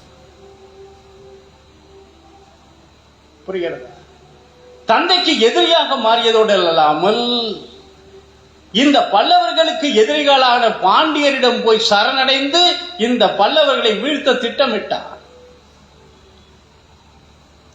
அடுத்து இந்த பல்லவ பேரரசை யார் அடுத்தது ஆளப்போவது யார் என்பதை தீர்மானிக்கும் பொறுப்பை நம் தமிழ் புலவனாகிய திருமங்கை ஆழ்வாரிடம் ஒப்படைத்து, ஆழ்வார் கோயிலிலே தெய்வத்தின் முன்பு பாசுரங்கள் பாடியவரும் பாடுபவர்கள் மட்டுமல்ல. இது சங்க காலத்து வரலாறு. அரசவையில் சென்று ஔவையார் பாடுவார், அதிகமான நெடுமானஞ்சியை பாடுவார். அவனை எதிர்த்து வந்த அரசர்களிடம் சென்று வாது செய்வார். சண்டை வராமல் தடுப்பதற்கு முற்படுவார். வந்துவிட்டால் அதன் வெற்றியை பாடியும் மகிழ்வார். அரசனை திருத்திய புலவர்கள் நம்மிடம் ஏராளம் உண்டு. காய்நெல் அறுத்து கவளங்கொலினை மானிரை அல்லதும் பல்லாக்காகும் 100 செருவாயினும் தமித்து புக்குனே வாய் புகுவதனும் கால்வெருது கடிக்கும் அறுவுடை நேர்ந்தன் வெறி எறிந்து கொள்ளினே கோடியாத்து நாடு பெரிது நந்தும் என்று துணிந்து பாடிய அந்த புலவன், சங்க புலவன், முடியாட்சி காலத்தில் எழுத்தாணி கொண்டு பாடல்களை எழுதிய ஒரு புலவன், நீ செய்வது தவறு என்று சுட்டுக்காட்டிய அந்த புலவன், சுட்டிக்காட்டிய பான்மகள் ஔவையார், அவர்களை போன்ற ஏராளமான புலவர்கள், கபிலர், பாரி மகளிரை பற்றி அடித்துக் கொண்டு அவையில் பாடுவதோடு மட்டுமல்லாமல் பாரி இறந்த பிறகு அந்த குழந்தைகளுக்கு தந்தையாக இருந்து திருமணம் செய்து கொடுத்தாரே, இன்றும் திருக்கோவிலூரிலே அந்த பாரி விழா நடைபெறுகிறது. அங்கவை சங்கவை அட்டை திங்கள் அவ்வை நிலவில் எந்தையும் உடையும் எம் குன்றும் பிறர்வலா. இந்த மரபையெல்லாம் உள்வாங்கி திருமங்கை ஆழ்வார் சரித்திரத்திலேயே நாம் காணாத பல நுட்பங்களை எடுத்து வைத்துக் கொண்டு சங்கப்புலவனுடைய மறு பிரதிபலிப்பாக 7ஆம் நூற்றாண்டின் இறுதியில் வாழ்ந்த திருமங்கை ஆழ்வார் ஆளி நாடன். உங்களுக்கு தெரியும், சினிமாவில் வந்திருக்கு. கொள்ளையடிப்பதே ஒரு பெண் சொன்ன காரணத்தினால் 1000 பேர்களுக்கு அன்னதானம் அளிப்பது ததி ஆராதனம் என்று பெயர். அதற்கு ததி ஆராதனம். அன்னம் போட வழி இல்லாத காரணத்தினால் கொள்ளையடித்து அன்னம் போட்டான். சோழனுக்கு கட்ட வேண்டிய கப்பத்தை கட்ட மறந்தான், சிறைப்படுத்தப்பட்டான். இப்படி பல வரலாறுகளை தாங்கிய திருமங்கை மன்னன். தயவு செய்து ஐயா விஜயராமலிங்க ஐயா ஒரு முறை தை அமாவாசை மறுநாள் ஐயா திருநாவுக்கரசையார் நினைவு வாங்கி ஒரு தமிழ் புலவனுக்கு இந்த தமிழ்நாடு கொண்டாடக்கூடிய ஒரு பெரும் புகழ் விழா. மெய்சிலித்து போகும். அந்த தமிழ் பாசுரங்களை கிட்டத்தட்ட ஒரு 10,000 பேர்கள் ஒரே குரலில் முழங்கும் பொழுது விண்ணெல்லாம் தெய்வ மனம் கமழும்.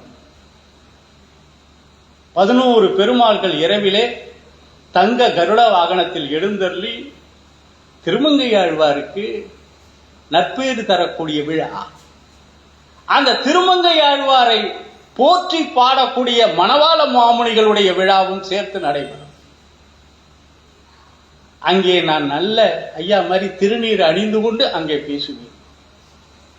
எல்லோரும் திருமண் அணிந்து கொண்டு அங்கு அமர்ந்திருப்பார்கள். நான் ஒரே வார்த்தை கேட்பேன், நீங்க வந்த காரணம் என்ன? இங்க என்ன பார்க்க போறீங்க? இங்க என்ன நடக்குது? ஏன் இந்த 11 பெருமாள் வராங்க? என்ன பத்ரிநாத்தில் இருக்கக்கூடிய அந்த பெருமாள் பத்ரிநாத் கோயில் அங்கே இருக்கிறது. அயோத்தி கோயிலுடைய வடிவம் இங்கே இருக்கிறது. மதுரா கோயிலுடைய வடிவம் இங்கே இருக்கிறது. திருப்பதியினுடைய வடிவம் இங்கே இருக்கிறது. காஞ்சிபுரத்தினுடைய வடிவம் இங்கே இருக்கிறது. நம்ம திருவரங்கத்தினுடைய வடிவம் அங்கே இருக்கிறது. 11 பெருமாள் பல்லக்கிலே சுமந்து கொண்டு முதல் நாள் இரவில் அவருக்கு மஞ்சளை நீராட்டி அந்த வயலின் கூட இந்த தோல்ல சுமந்து வருவார் பாருங்க நம்ம தமிழ் புலவனை. நீங்க ஆழ்வாராக எடுத்துக்கிட்டு நான் அதை தான் சொல்வேன், நீங்க ஆழ்வாராக நீங்கள் எடுத்துக்கொள்ளுங்கள். அந்த ஆழ்வார் என் தமிழ் புலவன், தமிழை பாடிய புலவன், தெய்வத்திற்கு தமிழ் பாடலால் போற்றி பாடியவன், தெய்வம் மகிழ்ந்து ஏற்றிய அந்த திருவிழா. அந்த திருமங்கை ஆழ்வாரை சூத்திரதாரியாக வைத்து 2ஆம் நந்திவர்மனை அரசவையில் ஏற்றிய அந்த துணிச்சல் மதுரை திருமாறன் ஒருவரையே சார். RS மனோகர் ஒரு நாடகத்தை தெரிவு செய்கிறார் என்றால் இலங்கேஸ்வரன் மட்டுமல்ல, சூரபதுமணியும் எழுதினார். அறிவானந்தம் எழுதிய இந்திரஜித் நாடகத்தையும் எழுதினார். சுக்கராச்சாரியாரை நடித்தார். இது போன்ற வரலாற்றில் எதிர்நிலை நாயகர்கள் யாரோ அவர்களை எல்லாம் கதாநாயகர்களாக எடுத்துக்கொண்டு நடித்தார். அவர் நடித்த மாபெரும் நாடகங்களில் ஒன்று பல்லவ சக்கரவர்த்தியினுடைய வரலாறு சொல்லக்கூடிய காடக முத்தரையன். இந்த நாடகத்தினுடைய இறுதியிலே ஒரு அற்புதமான தொடக்கத்திலே ஒரு பாசுரத்தை தந்து பரமேஸ்வர மல்லனால் காஞ்சியிலே படைக்கப்பட்ட அந்த கோயிலுடைய வரலாற்றை எல்லாம் கூறி இந்த காட்சி 58 நந்திவர்மனை பீடத்திலே அமர்த்தி அவன் எங்கேயோ இன்றைய சொல்லக்கூடிய வியட்நாம் பகுதியில் வாழ்ந்த பல்லவ வம்சத்தில் இருந்த ஒரு அரசனுடைய வம்சாவளி என்பதை அறிந்து அவனை தேடி கண்டுபிடித்து தன் மகன் எதிர்த்த பொழுதும் நாட்டை ஆளக்கூடிய உரியவன் ஒருவன் தகுதி இல்லாதவன் என்ற காரணத்தினால் அவனை நீக்கிவிட்டு ஒரு காடக முத்தரையன் பல்லவ சாம்ராஜ்யத்தை எழுப்பிய வரலாறு இந்த நாடகம். அடுத்தது துரோணர். இது பாரத கதையில் வரக்கூடிய ஒருவர். நாம் துரோணாச்சாரியாரை பற்றி படித்திருப்போம், பாரத கதையில் கேட்டிருப்போம். ஆனால் ஒரு நாடகம் புனைபவன் வரலாறை முழுவதும் எடுத்துக்கொள்ள மாட்டான். இன்று கூட பொன்னியின் செல்வன் நாவலையும் படித்திருக்கிறோம், நாடகத்தையும் பார்த்திருக்கிறோம், திரைப்படத்திலும் பார்த்திருக்கிறோம். ஒரு முறை என்னை ரொம்ப பிடிவாதம் பண்ணி என் வீட்டில் உள்ளவங்க எல்லாரும் சேர்ந்து இந்த பொன்னியின் செல்வன் 2வது பகுதியை பார்க்க என்னை அழைச்சிட்டு போயிட்டாங்க. நான் மெய்மறந்து உட்கார்ந்து பார்த்து கொண்டே இருந்தேன். நான் பார்த்தது எது தெரியுமா? நாடக கதை ஓட்டத்தை அல்ல, கல்கியினுடைய கதையை இந்த திரைப்படத்துக்கு ஏற்ப என்ன சூழ்ச்சி செய்து இவன் வடிவமைத்திருக்கிறான் என்ற அந்த நோக்கிலே நான் பார்த்து கொண்டிருக்கிறேன். பக்கத்துல என் மனைவி உட்கார்ந்துட்டு, படுபாவி, அந்த கதையில என் மனைவி கிட்டத்தட்ட 5 முறை பொன்னியின் செல்வன் 5 தொகுதியும் படிச்சாச்சு, வீட்டுல வச்சிருக்கேன். எப்பப்பெல்லாம் ஓய்வு கிடைக்குதோ எடுத்து படிப்பாங்க. இப்படியெல்லாம் மாத்திட்டானே, இப்படியெல்லாம் மாத்திட்டானே அப்படிம்பாங்க. நான் சொன்னேன், 3 வருஷம் 5 தொகுதி கல்கியில வர்றதுக்கு வாரத்துக்கு ஒன்னா வந்த காலத்துல 3 வருஷம் ஓடின கல்கி பொன்னியின் செல்வன்ல ஒரு பகுதியை மட்டும் எடுத்து வைத்துக் கொண்டு அவன் திரைப்படம் 1.5 மணி நேரத்துக்குள்ள வரணுங்கும் போது கதையை மட்டும் அவன் சொல்லவில்லை, கதையை வாசகன் உள்வாங்கிக் கொள்ளக்கூடிய நிலையில் எப்படி அமைக்க வேண்டும் என்ற திட்ப நுட்பத்தை, செறிவை நுட்பத்தை கலந்து அவன் அமைப்பான். ராஜராஜ சோழன் நாடகம் திரைப்படம் வந்தது, முழுக்களும் ராஜராஜ சோழன் சரித்திரமாவது திரைப்படத்திற்காக இருந்த அமைப்பு. மூலம் உண்டு, மூலம் முழுவதும் தருவது அவனுடைய நோக்கம் அல்ல, அது சரித்திர ஆசிரியனுடைய நோக்கம். மூலத்தின் கருத்தை உணர வைப்பது திரைப்படம், நாடக ஆசிரியனுடைய நோக்கம். அதில் கற்பனையை சேர்க்கத்தான் செய்வான், இல்லடே எப்படி ஓடும். 40 ஆண்டு காலம் ஆர்.எஸ். மனோகர் நாடக உலகில் திகழ்ந்தார். 15 ஆண்டு காலம் நட்டத்திலேயே ஓடியது. மற்ற 25 ஆண்டு காலம் ஓரளவுக்கு நிம்மதியாக வாழக்கூடிய நிலையில் வந்தார். திரைப்படத்தில் நிறைய சம்பாதித்தார், நாடகத்துறைக்கு கொண்டு போய் செலுத்தினார். அப்படி வாழ்ந்தவர். அடுத்த ஒரு வாய்ப்பு அவருக்கு கிடைத்தது. அதனால் இதை ஈடு செய்து கொண்டு அந்த நாடகத்தை நடத்தி கொண்டு வந்தார். அந்த வகையில் துரோணாச்சாரியார் இதை ரொம்ப அழகாக அமைச்சிருக்கார். தயவு செய்து பாரத கதையும் படிச்சுட்டு அதுல இருக்கக்கூடிய துரோணரையும் எடுத்து இந்த மதுரை திருமாறன் படைத்திருக்கக்கூடிய துரோணரையும் பார்த்தால் நாடக படைப்பிற்கு ஏற்ப துரோணர் எப்படி வளைந்து அழகா சொல்வார்.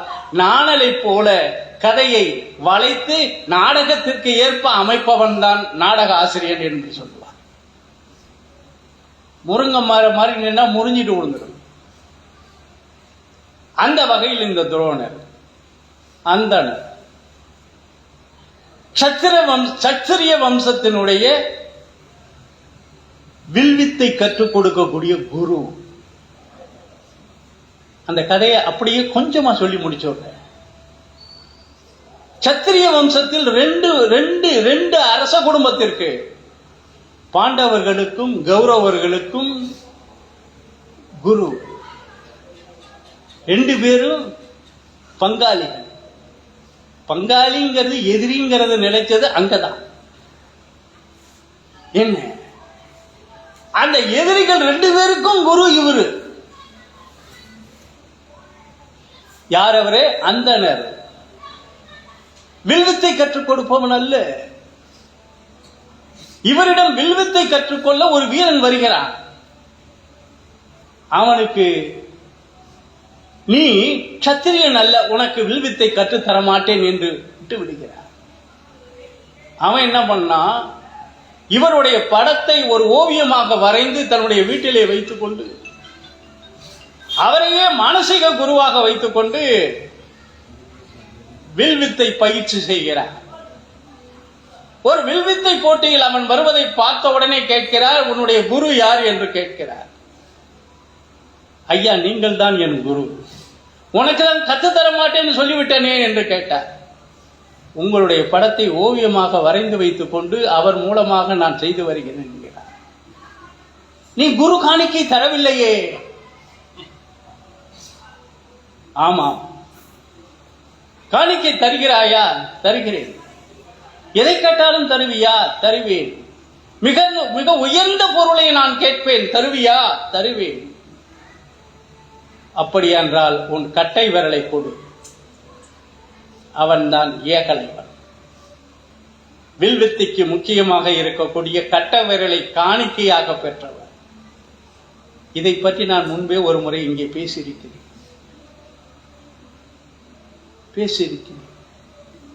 ஊத்துக்காடு வெங்கட சுப்பையர்,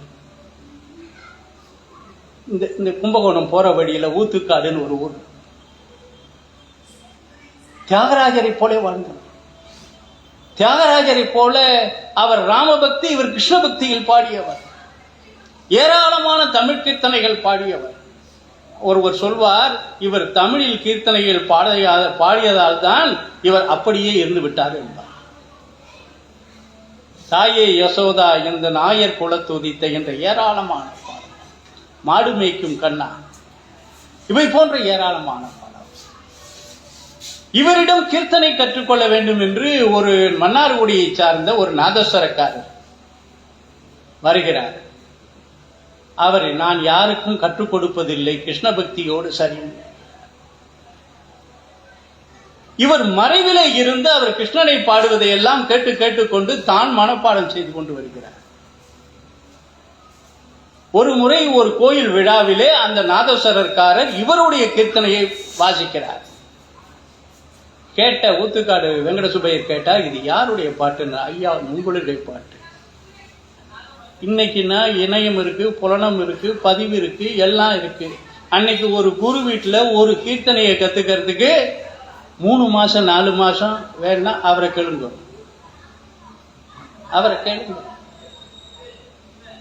என்ன தட்சிணாமூர்த்தி கிட்ட ஒரு கீர்த்தனையை கத்துக்கிறதுக்கு 2 மாசம் 3 மாசம் உட்கார்ந்து வாங்காத பாட்டெல்லாம் வாங்கி, திட்டாத திட்டெல்லாம் தேடி, உருப்படாத பையில உனக்கு சங்கீதம் வராது போடா சொன்னது உண்டு இல்ல.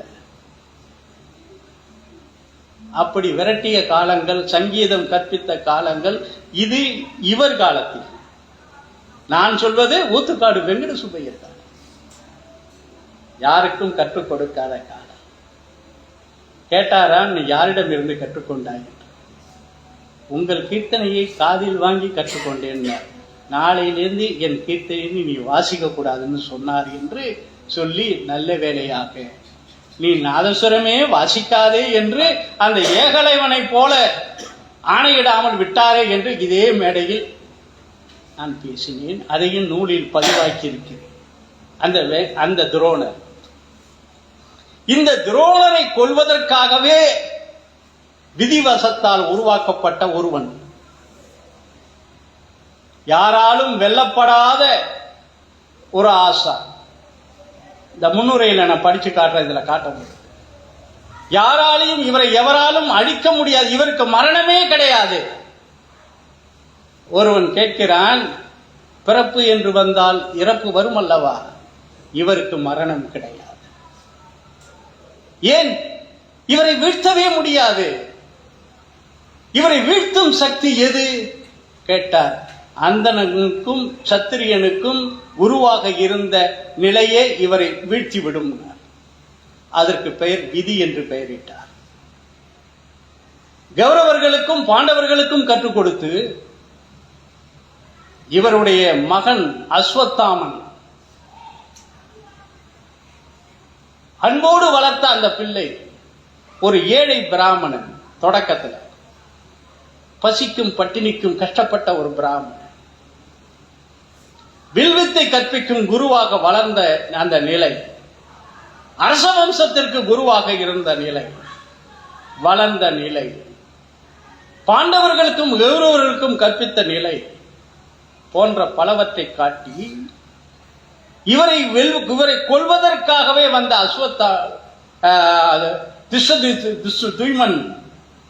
திருஷ்டதுய்மன் அவனையும் காட்டி, இவன் என்னை கொல்ல பிறந்தவன் என்று தெரிந்தும் அவனுக்கும் கலை கற்பித்து கொடுத்து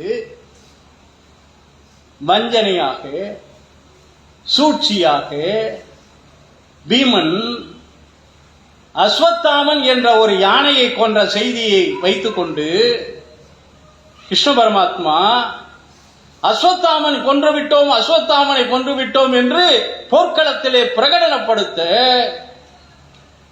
எந்த நிலையிலும் நிலை குலையாத துரோணர் புத்திர பாசத்திற்கு ஆசைப்பட்டு என் அஸ்வத்தாமனை கொன்று விட்டார்களா என்று நிலை கலங்கி நிற்க, கொன்றவன் யார் என்று கேட்க பீமன் என்று அறிய, பீமா நீ அஸ்வத்தாமனை கொன்றாயா என்று கேட்டபொழுது ஆமாம் அஸ்வத்தாமன், பேசாத, இதுக்கு மேல அவன் யானையை சொல்ல வரான், பேசாத நிறுத்துன்னு சொல்லிட்டு பொய்யே சொல்லாத ஒரு பாத்திரம் தர்மன், அவன் வாயிலும் இதை கேட்டு விடுவோம் என்பதற்காக தர்மா அஸ்வத்தாமன் இறந்து விட்டானா கேட்க அஸ்வத்தாமன் என்று சொல், இதற்கு மேல் நீ பேசாதே என்று நிறுத்தி அவன் பொய் பேசுபவனாகவும் காட்டாமல் அதே நேரத்தில் அஸ்வத்தாமன் இறந்து விட்டான் என்பதையும் பதிவு செய்து திக்குமுக்காடி இருக்கும் பொழுது அவன் தலையை கொய்து ஒரு சரித்திரத்தை வீழ்த்திய வரலாற்றை சொல்லக்கூடிய நாடகம் இந்த துரோணர். இதில் இறுதியிலே ஒரு பாட்டு, இதுவும் மதுரை திருமாறனை படைத்திருக்கிறார்.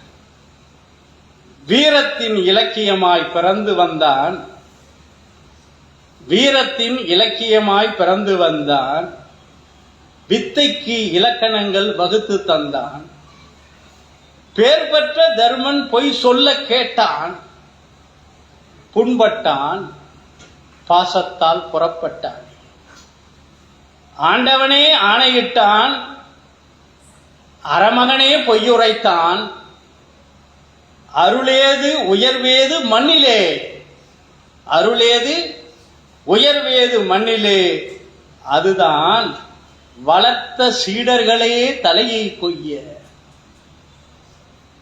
வளர்த்த கடா மார்புல பாயுதுங்கிற முடியாது. வளர்த்த சீடர்களே தலையை கொய்ய குருமுனியே தவச்சுடராய் செல்கின்றான் விண்ணிலே விண்ணிலே விண்ணிலே என்று நாடகத்தை முடிக்கிறார். அடுத்த ஒரு நாடகம் மாளிகா போர். மாளிகா போர் பலமுறை படையெடுத்து வந்து சோழ நாட்டு கோயில்களை எல்லாம் கொள்ளையிட்டு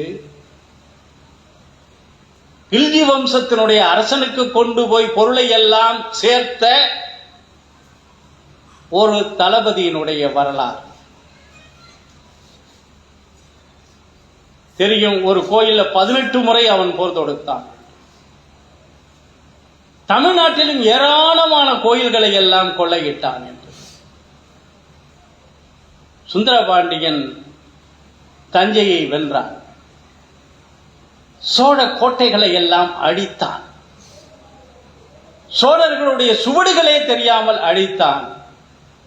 ஆனால் தஞ்சை பெரிய கோயிலில் பெற்ற பொருள்களையும் சோழ நாட்டில் பெற்ற பொருள்களையும் தஞ்சை கோயிலுக்கே அர்ப்பணமாக்கிவிட்டு சென்றான். இது பாண்டிய வம்சம். எந்த ஊரில் படையெடுத்தாலும் சரி வம்சாவழியை அத்தனையும் அடித்தாலும், ஏனென்றால் 400 வருடங்கள் அடிமைப்பட்டு கடந்த வம்சம் அது. அவன் செய்தான். அவன் கட்டியதுதான் அம்மன் கோயில், தஞ்சை பெரிய கோயில் இருக்கக்கூடிய அம்மன் கோயில். அம்மன் கோயில் அவன் வெற்றி கொண்ட அந்த வரலாறுகளை எல்லாம் பேசக்கூடிய வரலாற்று ஆவணங்கள் பல சதாசிவ பண்டாரத்தாரால் கூறப்பட்டுள்ளன. புரியுதுங்களா? ஏராளம் ஏராளம். மாளிகாப்பூர் அத்தனையும் படையெடுத்து சென்று போய் தன்னுடைய நண்பனான அலாவுதீன் கில்ஜிக்கு கொண்டு போய் அத்தனையும் சேர்த்தான். இவனுடைய ஓலைக்கு கட்டுப்படாத அரசர்களே இந்திய திருநாட்டில் இல்லை என்ற நிலையில் வாழ்ந்தான். அவரவருக்கு இரவிலே அவருடைய படுக்கை அறைக்கும் பக்கத்தில் ஒரு வில் வரும், ஒரு அம்பு வரும். அந்த அம்பிலே ஒரு செய்தி இருக்கும், நீ அலாவுதீனுக்கு நீ கப்பம் கட்ட வேண்டும் நாளையிலிருந்து.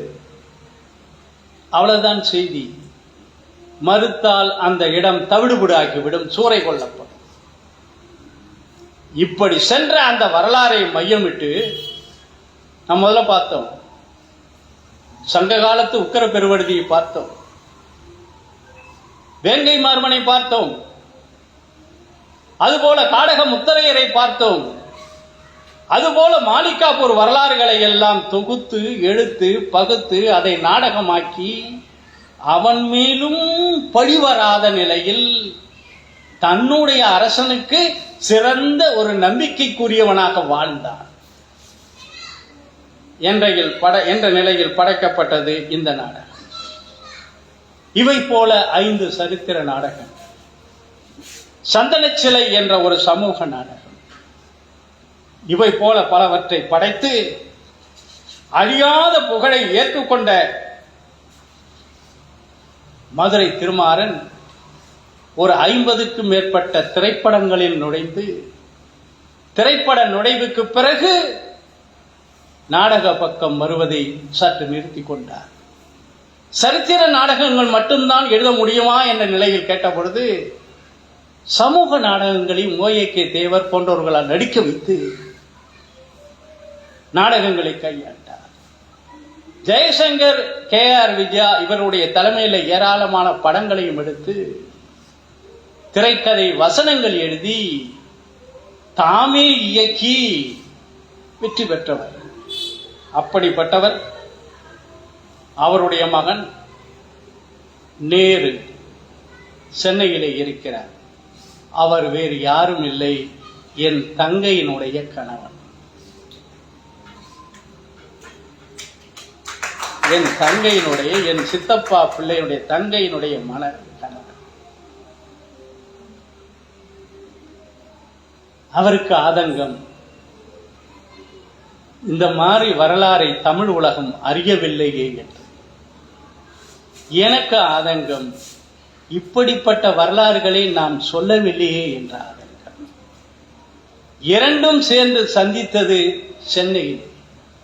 என்னோடு நம்ம கந்தசாமி ஐயாவும் வந்திருந்தார்.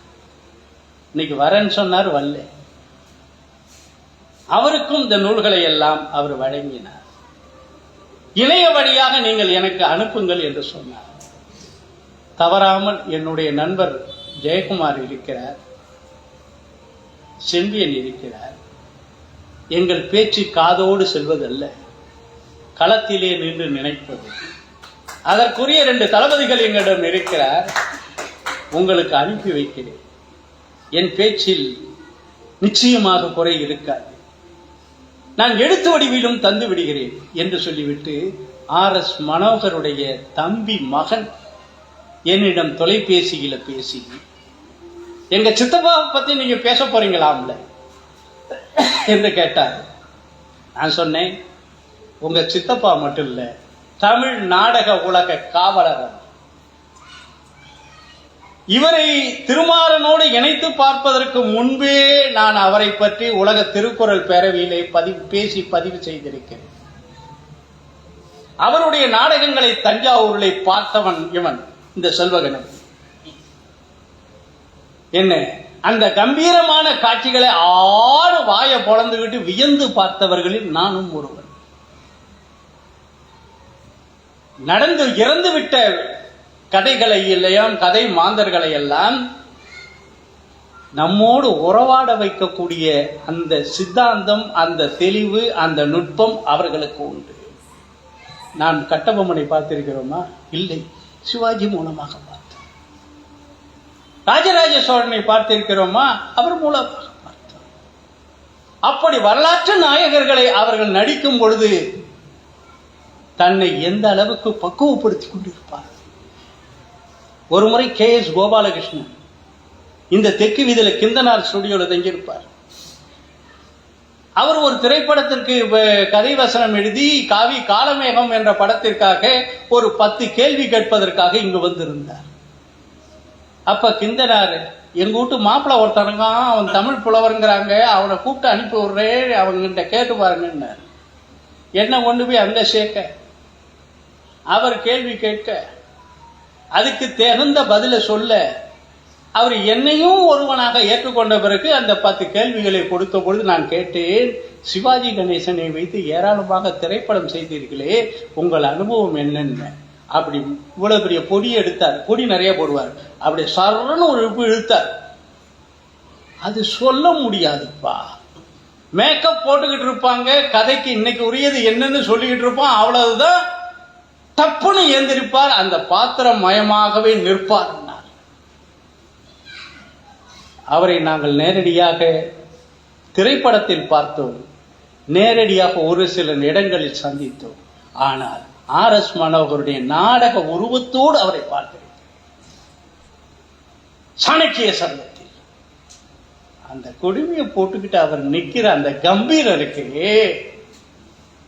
அந்த உயிரோட்டம் எழுச்சி. இன்னைக்கு அவங்க வம்சாவளியில் வரக்கூடிய சீனிவாசன், அவர் வம்சாவளியில் வந்துட்டு சீனிவாசன் அவருடைய மகன், அவருடைய பேத்தி இன்று சென்னையிலே நாட்டிய நாடக வடிவங்களிலும் தந்து கொண்டு வருகிறார்கள். ஜூன் மாதம் RR சபாவில் அந்த நாடகங்கள் நடக்க போது, ஐயா நீங்க வாங்கன்னு கூப்பிட்டாங்க. மகிழ்ச்சி.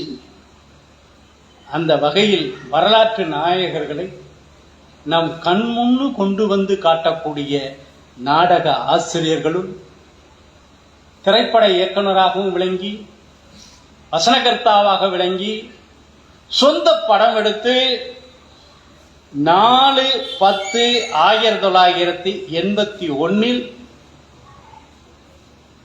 பிறந்தது. 27/6/1936 36 பிறந்து 81 மறைந்து RS மாணவர் அவர்களோடு உலா வந்து அவருடைய திரைப்படங்கள், ஏனைய நாவல்கள், படைப்புகளை நான் உள்ளே போகவில்லை. சரித்திர நாடகங்கள் 5 மட்டும் பேசி அவர் சொல்கிறாரே, இதிலே எனக்கு ரொம்ப பிடித்தது வேங்கை மார்பன். வேங்கை மார்பனை யாராவது ஒருவர் நினைந்தால் இந்த ஆத்மா சாந்தி அடையும் என்று அவர் சொன்னார். அந்த வகையில் ஒரு படைப்பாசிரியனை, ஒரு நாடக ஆசிரியனை, ஒரு திருக்கோஷ்டியூரில் பிறந்தவரை, பாண்டிய நாட்டில் வாழ்ந்தவரை, மதுரையில் வாழ்ந்தவரை, பாண்டிய சரித்திரத்தையும் பல்லவ சரித்திரத்தையும் கூறியவரை, டெல்லி சுல்தான் மாலிகாபூருடைய படைத்தளபதியும் கூறியவரை இந்த அவையிலே பதிவு செய்து வாய்ப்புக்கு நன்றி கூறி நிறைவு செய்கிறேன். நன்றி.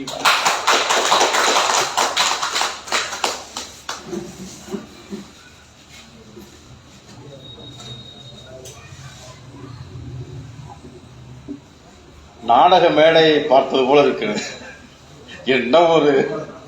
என்ன ஒரு சொல்லாங்கள கனமான குரல்ல நாடக மேடையில வரலாற்றை சொன்னது. அப்படியே நான் அதிர்ந்து போய் நிற்கிறேன். என்ன ஒரு அது, ஏன்னா அந்த அளவுக்கு நாடகம் பார்த்தது. அது உள்ள அவர் வந்துட்டார், RS மனோகர் வந்துட்டார், மதுரை திருமாவளவன் வந்துட்டாரு. எப்பா என்ன சொல்றது, அப்படியே மெய்சிலிர்த்து போயிருக்கிறோம். ரொம்ப ரொம்ப மகிழ்ச்சி. அவங்க அந்த குடும்பம் கொடுத்து வைத்திருக்கிறது இந்த வரலாறை அவர் பேசுவதை அவர்கள் கேட்பதற்கு. எனக்கு என்னை கௌரவித்த எல்லாருக்கும்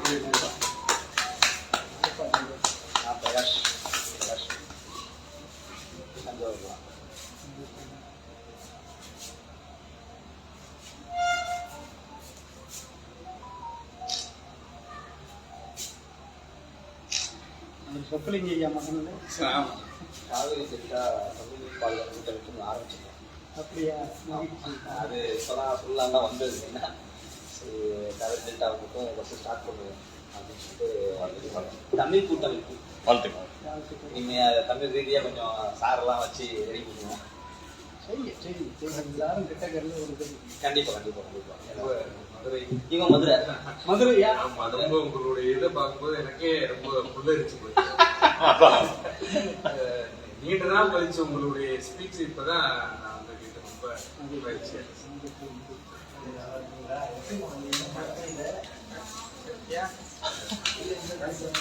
அடுத்த மாதம் சந்திப்போம். நன்றி, வணக்கம்.